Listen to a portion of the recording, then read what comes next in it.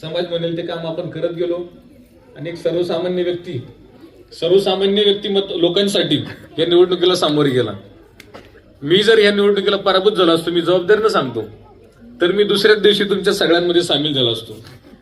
कारण ही प्रतिष्ठेची निवडणूकच नव्हती, ही इतरांनी प्रतिष्ठेची निवडणूक केली. पण तुला आता लाज वाटायला लागली तर लोकांमध्ये कसं जायचं.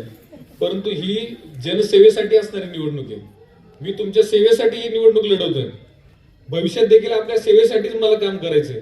तुमचे रस्ते असतील, पाणी असेल, भागातले प्रश्न असतील किंवा व्यक्तिगत सुद्धा काही प्रमाणात जे प्रश्न असतील जे सोडवता येऊ शकतात, त्या प्रश्नांमध्ये सहभाग घेऊन ते प्रश्न सोडवले गेले पाहिजेत. आणि यासाठी मी खऱ्या अर्थानं उभं होतो. म्हणून आमच्या दोघांच्या चेहऱ्यावरती कोणताही तणाव त्या ठिकाणी नव्हता की आमचं पडल्यावरती काय होईल, मग आबरू जाईल का काय, हा विषयच नव्हता. धडक द्यायची तर आपण जोरात द्यायची. समोर विरोधक कोण आहेत याचा